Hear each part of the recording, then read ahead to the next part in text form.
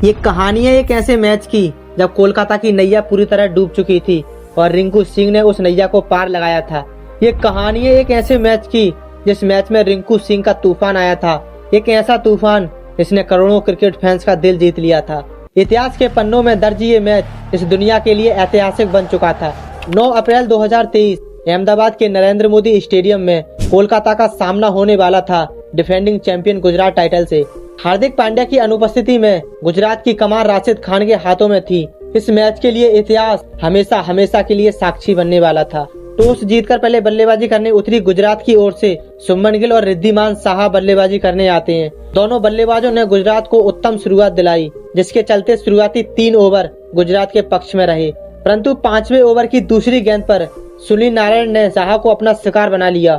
साहा मात्र 17 रन बनाकर पवेलियन का रास्ता पकड़ चुके थे, परंतु अब मैदान पर आता है वो युवा खिलाड़ी जिसकी बल्लेबाजी के चर्चे सुनकर दिग्गज गेंदबाज भी कांप उठते हैं।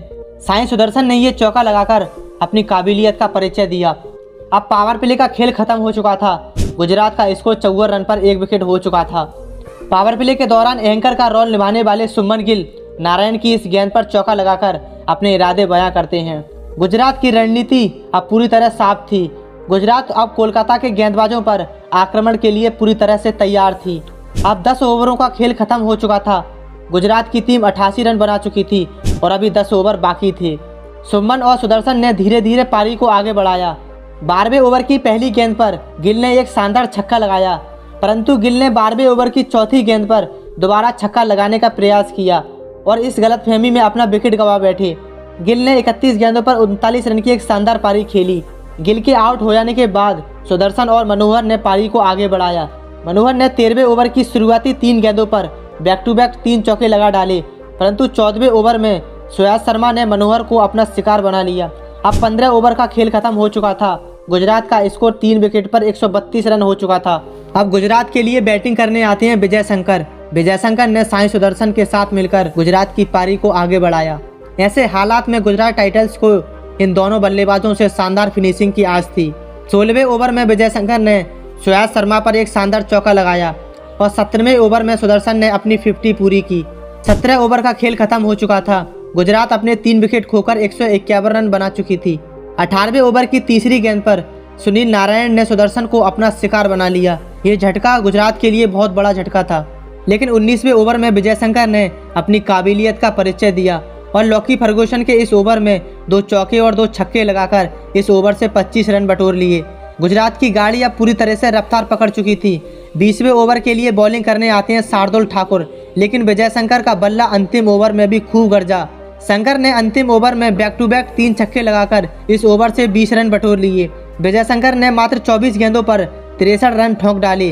विजय शंकर की आतंक और विस्फोटक पारी की बदौलत गुजरात महज 20 ओवरों में 204 रन बना चुकी थी। अहमदाबाद के उस स्टेडियम में कोलकाता को ये मैच जीतने के लिए 120 गेंदों पर 205 रन की चुनौती थी। इस विशाल लक्ष्य का पीछा करने उतरी कोलकाता की टीम ये पहले ही समझ चुकी थी कि अगर पावर प्ले में बड़े रन बन जाएं तो ये लक्ष्य कोलकाता के लिए आसान हो जाएगा। अपने इसी इरादे के साथ गुरबाज और जगदीशन कोलकाता की पारी की शुरुआत करने आते हैं। वहीं गुजरात की तरफ से बॉलिंग करने आते हैं उनके प्रमुख गेंदबाज मोहम्मद शमी।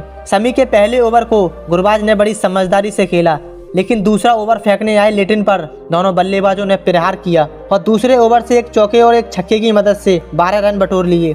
परंतु तीसरे ओवर की तीसरी गेंद पर शमी ने गुरबाज को आउट कर कोलकाता को पहला झटका दे दिया। गुरबाज के आउट होने के बाद जगदीशन भी अपना विकेट गंवा बैठे। उन्हें लिटन ने अपना शिकार बनाया। कोलकाता पावर प्ले के अंदर अपने दोनों ओपनरों को खो चुकी थी। अब 6 ओवरों का खेल खत्म हो चुका था। कोलकाता 43 रन पर अपने 2 प्रमुख बल्लेबाजों को खो चुकी थी। 2 विकेट गिर जाने के बाद कोलकाता संकट में आ चुकी थी, परंतु नीतीश राणा और वेंकटेश अय्यर ने कोलकाता की टीम के लिए उस दिन संकट मोचक का काम किया था। इन दोनों बल्लेबाजों ने केकेआर की पारी को समझदारी से आगे बढ़ाया। अय्यर ने 7वें ओवर में यश दयाल पर आक्रमण करना प्रारंभ किया और एक चौका और एक छक्के की मदद से 13 रन बटोर लिए। 8वें ओवर में नीतीश राणा ने भी अपने हाथ खोले और अल्जारी जोसेफ पर बैक टू बैक 2 छक्के लगा डाले।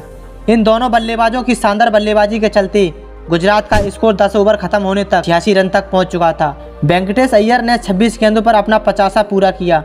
12वें ओवर में यशदयाल पर 17 रन बनाकर राणा और अय्यर ने रन रेट को कम करने का प्रयास किया। परंतु अगले ओवर में अल्जारी जोसेफ की चतुराई के सामने नीतीश राणा अपना विकेट गंवा बैठे। लेकिन वेंकटेश अय्यर का आक्रमण अभी जारी था। 15 ओवर में 2 चौके और 1 छक्के की सहायता से अय्यर ने इस ओवर से 17 रन बटोर लिए। अब 15 ओवर का खेल खत्म हो चुका था। कोलकाता का स्कोर 149 रन तक पहुंच चुका था। कोलकाता को ये मैच जीतने के लिए अगली 30 गेंदों पर 56 रन की जरूरत थी। अय्यर के आतंक और आक्रमण के सामने ये स्कोर चेज करना कठिन नहीं था। ऐसे में कप्तान राशिद खान ने एक बार फिर जोसेफ अल्जारी को बॉलिंग के लिए उतारा। कप्तान का ये फैसला गुजरात के काम आया। जोसेफ ने अय्यर को आउट कर अय्यर की पारी पर विराम लगा दिया। वेंकटेश अय्यर ने 40 गेंदों पर 83 रन की एक शानदार पारी खेली। ये जीत केकेआर के लिए अब इतनी कठिन नहीं थी, क्योंकि आंद्रे रसेल जैसे बल्लेबाजों का आना भी बाकी था। लेकिन 17वें ओवर में राशिद खान नाम का एक ऐसा तूफान आया जिसके सामने केकेआर के बल्लेबाज पत्तों की तरह बिखर गए। 17वें ओवर की पहली गेंद पर राशिद खान ने रसेल को बिना खाता खोले पवेलियन की राह पकड़ा दी। दूसरी गेंद पर सुनील ने बड़ा शॉट खेलने का प्रयास किया, परंतु वो भी बिना खाता खोले अपना विकेट गंवा बैठे। 17वें ओवर की तीसरी गेंद पर राशिद खान हैट्रिक पर थे और सामने थे शार्दुल ठाकुर। तीसरी गेंद पर शार्दुल को आउट कर राशिद खान ने 2023 के आईपीएल में पहली हैट्रिक अपने नाम की। राशिद खान की ये घातक गेंदबाजी कोलकाता के लिए सिरदर्द बन चुकी थी, क्योंकि कोलकाता जिस मैच में जीत के करीब थी, अब उसी मैच में केकेआर को अपनी हार की बदबू आ रही थी। ऐसे में कोलकाता की अब आखिरी उम्मीद रिंकू सिंह थे और रिंकू सिंह का वो एक तरफा संघर्ष केकेआर को जिताने में लगा था। कोलकाता को ये मैच जीतने के लिए अंतिम 12 गेंदों पर 43 रन की जरूरत थी। ऐसे में रिंकू सिंह के सामने संघर्ष कठिन था। 19वें ओवर में रिंकू सिंह ने एक छक्का और एक चौके की मदद से 14 रन बटोर लिए। अंतिम ओवर में कोलकाता को ये मैच जीतने के लिए 29 रन की आवश्यकता थी। ऐसे हालात में कप्तान राशिद खान ने यशदयाल के हाथों में बॉल थमाई। यशदयाल ने 20वें ओवर की पहली बॉल फेंकी, जिस पर उमेश यादव ने दौड़कर 1 रन पूरा किया। अब मैन स्ट्राइक पर थे रिंकू सिंह। केकेआर को ये मैच जीतने के लिए अब अंतिम 5 गेंदों पर छक्के की जरूरत थी।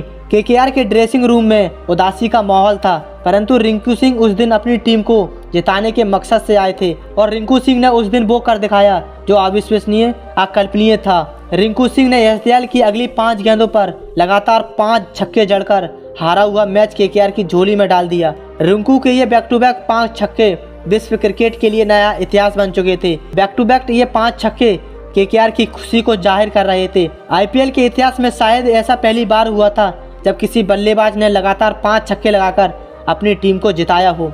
दोस्तों, अगर हमारी ये कहानी आपको पसंद आई हो तो हमारी वीडियो को लाइक करके चैनल को सब्सक्राइब जरूर कर लें और हमें कमेंट में बताएं कि अगली वीडियो